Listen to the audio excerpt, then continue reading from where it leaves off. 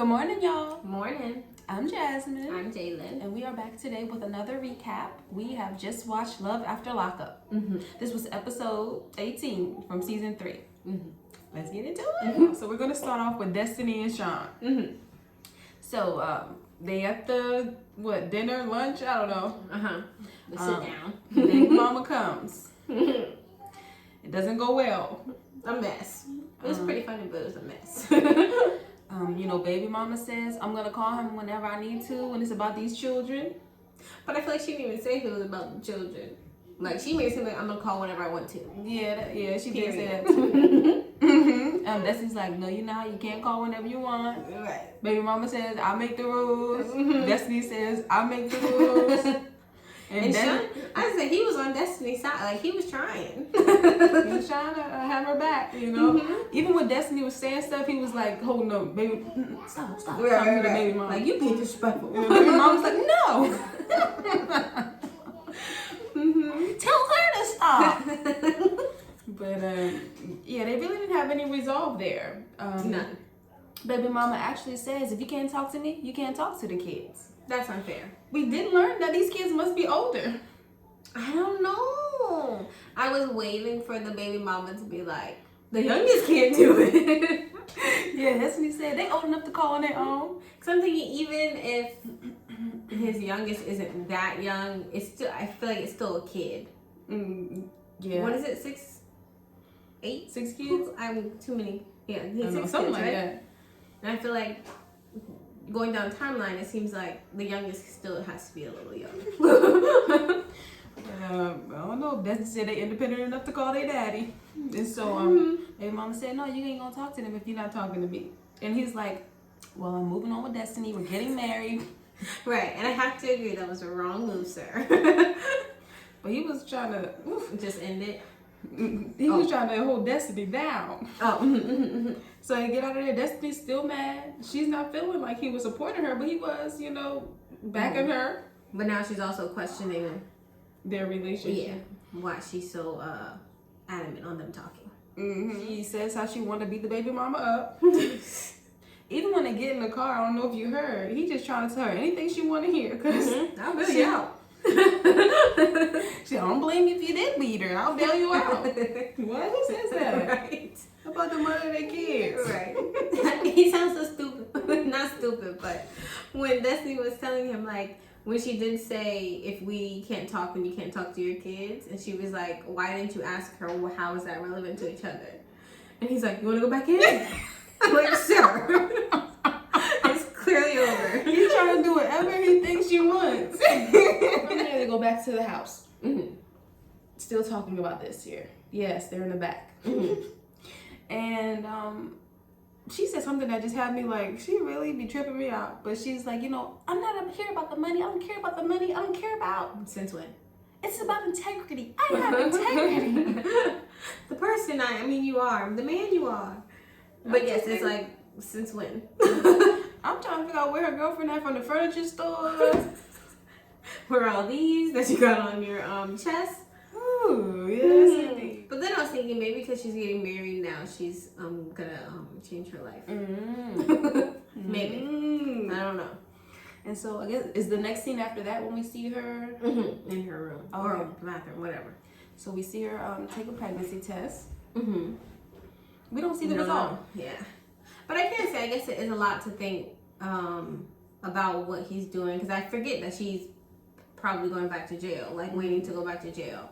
So I guess it is a lot to think about, like what he's doing with his baby moms. Then if I get locked up, what's gonna happen after that? And now he need to be worried about what she gonna be doing in the jail when she go back. Well, I'm gonna be pregnant, huh? Just mess. What that mean? That baby gonna have a stepmom by the time she come. Probably right. He gonna have Kelly the text. And she gonna have her girlfriends inside. This is true. All right. But who knows? Maybe she's not pregnant. Yeah, I don't know. Well, I was looking at the little thing at the end, but yeah, maybe. Yeah. Okay, so let's get to that. We see an update of the couples at the end of the episode, and she is still out gambling, spending his money, and he's still talking to Kelly. I said he gonna get punched in the face again. So with that, you think she pregnant? I know. They just left it like with that. The smoke and everything? I don't think so. I don't know. I mean, I don't know. Because she was even smoking before she went in the house to take the test, or if that's when she took it. I was confused. The way they even put it together. The box was open when she took it out of her purse. Like, I think I might be pregnant. Let me get a cigarette. This is stressful. But yeah, she's probably not pregnant, I'm thinking. But we'll wait and see. All right. Next couple. So next we see Quaylin and Chevelle. Mm-hmm. So, you know, my first favorite couple then turned something else. But now I'm like, okay. Okay, so, you know, after that whole fiasco at the bar with the girl in the picture, Quaylin calls the next day and he apologizes. He calls and he apologizes. He does. Of course, he has his little justifications. Because your apology can't come without that. But he does call and say he was wrong to, you know, handle it that way. You can't even be mad at him. And then you got a soft spot for Quaylin.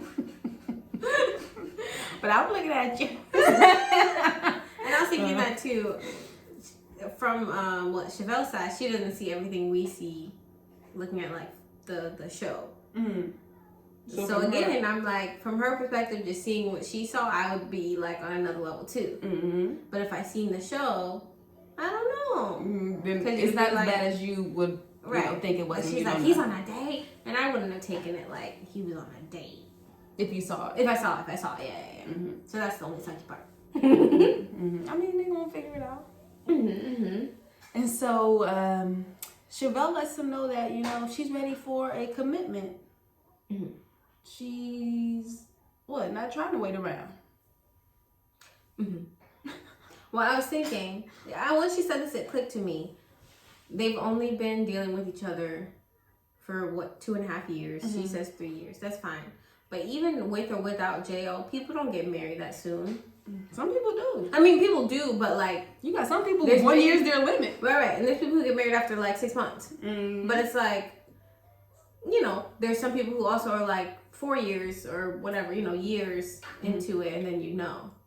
So I don't think it's fair that she's pressuring him. I feel like she's pressuring him. I mean, but we do have to remember, he said he wanted to get married. And he's not saying no. That's what I keep going back to. But in the jail, do you think he was saying this? I think in the jail he was down saying for like, right out?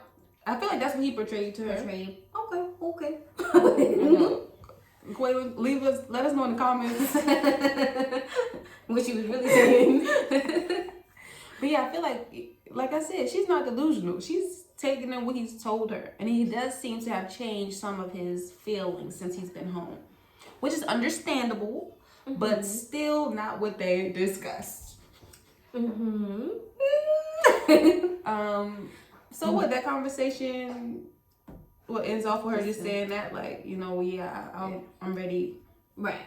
But she did say she understands he's been in for 12 years and that he is trying to just adjust to life. And I feel like that's something you have to take into big consideration. Even if you didn't want to get married right away, it's like there's still that time where you would think you want to get to know them outside of jail and know them in real life type of thing. Oh, in this conversation too, we do see Quaylin ask to speak to Maila. Oh, I felt bad. You feel bad? Yes. I was like, oh wait, let me just say what happened. So he asked to speak to Maila, and Chevelle says, I don't think that's a good idea until we figure out what we're doing. And I was like, just because his face, you know, he's trying to be a man, like, just keep it together. All right, respect. I said, aw. I know it's all, but then I was also like, because remember last week, I was like, I don't know if she's strong enough to, you know. But I was like, oh, okay, she is able to take a step back if need be. So that was good to see. Especially since, you know, we were saying maybe she introduced her child too soon, got him calling him daddy and everything. I just said, fair enough, but it's still, you just feel bad for him. Poor Quaylin sometimes. She loves us on Quaylin. He means well. You always say that, you know, he just can't communicate. He just being gentlemanly. So we do see a scene with Quaylin. He's heading back to Kansas. Mm-hmm. He's coming back home. My boy. And we hear him talking, and it's like he does care about her. He does love her. Mm-hmm. I was thinking, I wonder if he planned on it the whole time, type of thing. Well, like he Like knew to when he come was back, leaving. surprise. Right. Mm-hmm. So Quaylen surprises Chevelle at the house. Mm-hmm. She's happy to see him. Mm-hmm. She didn't know when he was coming back. Mm-hmm. So he sits down and he tells her how he loves her and all. He's here with her, but he's not ready to take that next step. Mm-hmm. That's all he had to say from the beginning, though. Your communication, I told you. And so in this moment, Chevelle, she accepts this. Mm-hmm. You know, we hear her say, I think she's gonna be patient for now. Which to me is fair enough. That's all the man wanted. So yeah, they end off on a good note. Mm-hmm. And then with their update, we see Quaylen is still in Kansas. Mm-hmm. So they still doing their thing, which is good. I love it. So came back around, huh? Mm-hmm. And I was over here ready for her to just let him go. You had given up all hope. I did. My bad. But that's good for them. Yes. Next couple. Next we see Lindsay and Scott. Mm-hmm. So here we pick up where we left off. We see Lindsay and her friend in the attic or wherever. Mm-hmm. And we see that that's her girlfriend. Yes. Both two fools. Yeah, so apparently they, have been together. And even when they have other relationships, they have an understanding that they are still together. Right. Of course, Lindsay hasn't told Scott this. Mm-mm. It's, mm-hmm. Doesn't look like she plans to. Right. Either. So I'm like, how are you going to be in an open relationship like that, but not be open? It's just going to be cheating, right? Right. So we also see the day arrive for her daughter to come live with her. Mm-hmm. I can say that her daughter is luckily does not take after her mother. She was way more appreciative. Right, for her temporary room. Like, she didn't even... She was excited. All he's done for me, all he's doing. Right. And, but thankfully. But I was getting the feel maybe, because I'm sitting here like, I don't understand what Scott is here for anymore. But then I said maybe it's kind of one of those things where the daughter kind of fills a void for him with his old son. You think he's more there for the daughter than for Lindsay? Because it was not making sense to me. So I said maybe that's what he just, Yeah. So even in their recap of where they are, we hear Lindsay still hasn't told him about, her going ons. And he still have his suspicions up. Right. That's what made me question, like, if you're suspicious, what are you doing?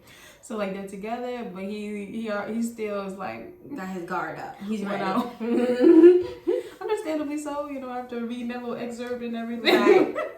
And then wait till he finds out about her girlfriend. So I guess he don't want to be, rash and make some decision off what he thinks. So he waiting on the proof. That's what it seems like. That's why I said maybe the daughter being around will help for him. Yeah, but he did say she felt a void a little bit because his son passed. And that was it for them. Yeah. Next couple. Okay, so now we see Kristiana and John.